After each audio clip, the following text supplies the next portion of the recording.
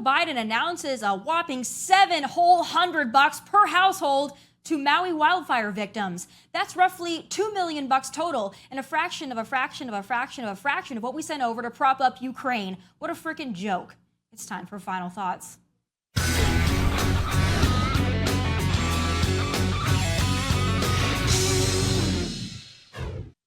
So tragically, the death toll continues to rise in Maui as officials struggle to even identify the charred remains of our fellow Americans in Lahaina. But don't worry, Joe and his Bidenomics are going to save the day. I mean, he won't actually go there. He prefers to spend his presidency lounging on beaches that aren't on fire. But he has vowed to send a whole $700 per household to those impacted by the wildfires. 700 whole dollars, y'all. Wow. To put that in perspective, you can steal $250 more than that per day in California, and your offense will still be classified as a misdemeanor and treated like a parking ticket. So if you add up the population of Lahaina, Maui, the rough total Joe is willing to allocate to these people who lost everything is about $2 million. So here's more perspective for you. We've sent $113 billion to Ukraine and counting, including about $20 billion to help Ukraine pay government employees, pay out pension obligations, and operate hospitals. I wonder why Joe is so cheap with Maui. Oh, wait, I don't wonder. It's obvious. He's not worried about their votes, and they aren't going to be paying him to talk about the weather over speakerphone or pay out his family in any way, so fudge it. He doesn't care. The same way he doesn't care about the people in East Palestine, Ohio. They can't enrich him or his family, and he doesn't need their votes. So again, Joe says, fudge it. Is it starting to make sense now, people? The government doesn't really care about you. They want your land, your food supply, your kids, and your freedom, but they don't give a rat's ass about you. You're nothing to them. You're a number, a mail-in vote, a pawn, and that's it. You work your fingers to the bone and pay taxes so that lazy asses, illegal aliens, and former comedians in foreign countries can live high on the hog while you suck up the crumbs left over. The people of Maui burn to death. The people of East Palestine, Ohio will probably have legs growing out of their ears at some point. Our veterans are homeless on park benches. Our senior citizens are forced out of their homes due to rising housing costs. And the government sends your damn money to Ukraine. And you keep sending them back to Washington, D.C. to do it again. Wake up, people. The government isn't your savior, so stop begging it to get bigger. This week marks the 2-year anniversary of the disastrous and deadly Afghanistan withdrawal, the one Joe Biden and pals still call an extraordinary success, as if we are stupid. General Miller and General McKenzie will be able to do so in a safe, orderly, and effective way. We'll not conduct a hasty rush to the exit. We'll do it responsibly, deliberately, and safely. The likelihood there's going to be the Taliban overrunning everything and owning the whole country is highly unlikely. Your own intelligence community has assessed that the Afghan government will likely collapse. That is not true. They clearly have the capacity to sustain the government in place. I guess the death of 13 American service members, 11 of whom were still in preschool on 9/11, is success to Joe. Or maybe Afghani citizens clinging to the side of airplanes trying to escape the Taliban is what Joe calls a job well done. But in reality, it was a disaster and horrific failure of leadership. Women and children were trampled to death outside of the gates of the Kabul airfield. Desperate Afghans fell from the landing gear of departing planes. Taliban fighters whipped and humiliated U.S. civilians trying to access the few square miles still controlled by American forces. Afghan interpreters abandoned and left at the mercy of the Taliban after risking their lives alongside American troops for years. My next guest literally wrote the book on all of that. Journalist and investigator Jerry Dunleavy and former Army Captain James Hassan are the co-authors of Kabul, the untold story of Biden's fiasco and the American warriors who fought to the end. And Jerry joins me now. Jerry, thank you so much for joining me. Congratulations on the book. You know, here we are 2 years after this horrific disaster, this horror show, as you guys described it. This book, I think, is going to be a very inconvenient truth for the Biden administration and many Democrats who are hoping that the American people forgot about the Afghanistan withdrawal. So going into the book and everything that you did to write this book, the research that you did, what did you write about that the American people didn't see on their news station when this all happened 2 years ago? Yeah. Well, thank you for having me on. I really appreciate it. And, you know, the book is Kabul. Everyone should buy it. You can buy it online, buy it at bookstores. But, you know, there are a lot of things that we uncovered here that I think are going to really shock people. probably the most egregious stuff is the things that we found out about what it was like for our service members who had to evacuate Afghan allies and Americans who the Biden administration had stranded, and had to do that from a tiny airport with a country completely controlled by the Taliban and with security being provided by the Taliban. The Taliban was turning Americans away from the gates, was beating Americans, was beating our Afghan allies, and was even killing Afghans right in front of our Marines. And they were not allowed to engage and not allowed to stop the Taliban. Also important to keep in mind here is that we were able to determine who we believe the suicide bomber was. His name is Abdul Rahman al-Ghari, and he was freed from Bagram prison by the Taliban after they took Bagram over. And keep in mind, remember, the Biden administration decided to close Bagram in July of 2021, a terrible decision that made the evacuation much more dangerous, but also gave the Taliban the opportunity to take Bagram 2 years ago yesterday, in fact. And the first thing that they did was they freed thousands of ISIS-K prisoners from that prison, as well as dozens of members of al-Qaeda, hundreds of Taliban fighters. And one of those ISIS-K prisoners was the one who carried out the Abbey Gate bombing that took the lives of 13 Americans, wounded dozens of Americans, and killed 200 Afghan allies.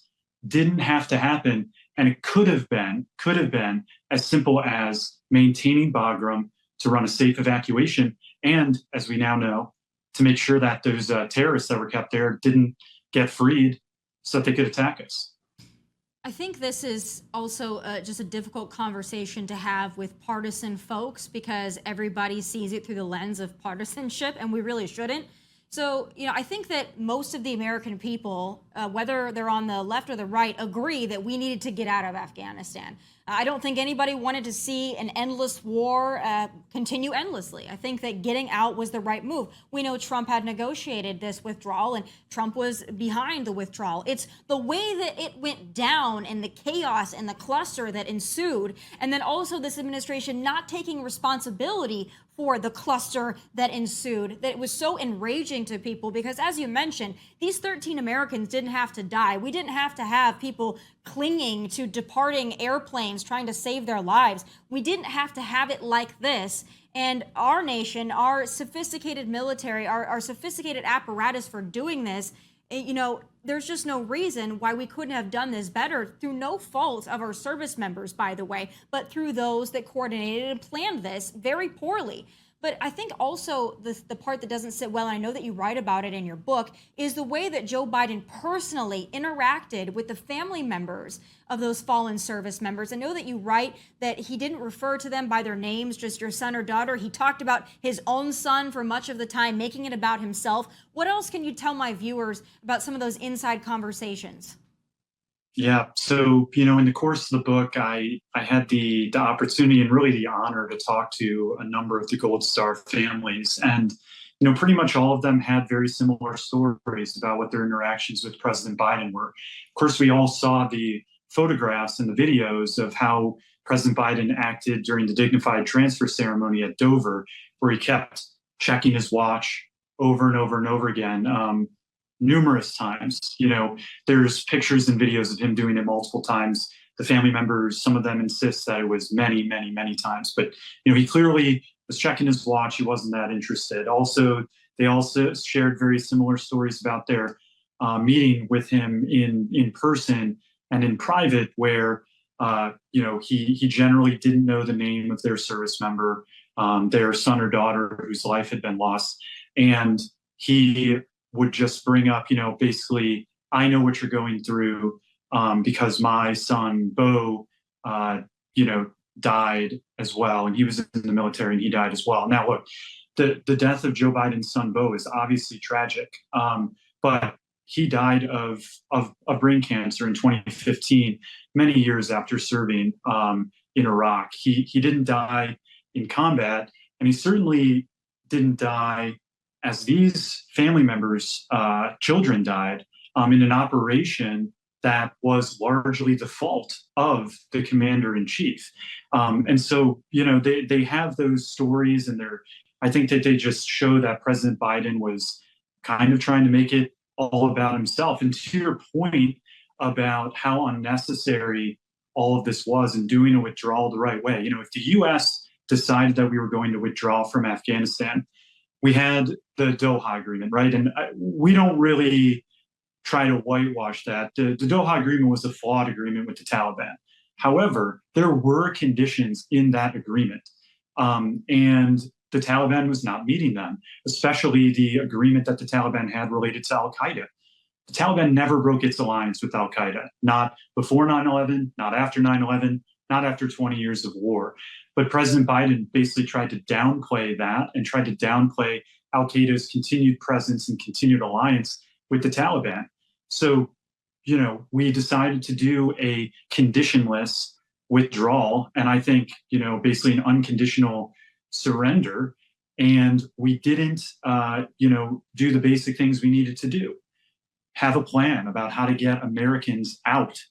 Have a plan about how to get the tens of thousands of Afghan allies, the specific people who had worked alongside our military as interpreters and that sort of thing over 2 decades. No real plan about how to get them out. No plan about how to keep the Afghan military on the field fighting at least long enough to keep the Taliban at bay so that we could get our Americans and our Afghan allies out. Of course, closing Bagram, a tragic mistake in so many different ways. And finally, I'll just note, when President Biden announced this withdrawal on April 14, 2021, he decided to pick as the final withdrawal date September 11th, 2021, the 20-year anniversary of 9/11.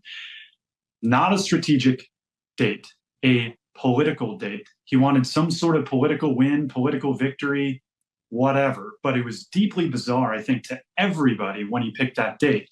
But here's why it was really bad, not just because it was a date picked for political reasons, but that date was in the middle of the Afghan fighting season, which we've known for 20 years. Spring to summer is when the fighting season gets tough, when the Taliban is able to be on the move. And as U.S. troops withdrew on President Biden's orders from April, May, June, July, August, as U.S. troops withdrew, the Afghan military collapsed under the Taliban onslaught, and the Taliban took the country. And this withdrawal, if we were going to do it, we could have done it at a time and place of our choosing, when it would have made sense, when we had worked out how we were going to do this safely and effectively to get Americans out and to make sure that our troops were safe. And we didn't do it. And by we, I really mean ultimately, this is at the feet of President Joe Biden, because I think a lot of time President Biden's age gets brought up, his fitness for office, whether he's making all the decisions in the White House. And I often think there's probably something to those critiques, but I can tell you from writing this book that this decision, Afghanistan and the withdrawal, this was Joe Biden from top to bottom, front center. This was him, and this is ultimately his responsibility and his fault. And it was the beginning of when the American people started to lose confidence in this administration, and rightfully so. I think it's something that they don't like to talk about, something that they don't like to revisit. They're hoping that people would forget, but your book reminds people, brings them the true story, not from a partisan lens, but from a lens of the United States of America, from freedom, from those who fought for 20 years for freedom for all. That's the lens that your book is written through, and the family members that lost their loved ones in a needless way. So I want to thank you for writing the book, for everything that you did, for exposing it, bringing it to the American people. The book is out now. It's fantastic. Thank you so much for being here, and God bless everything you do.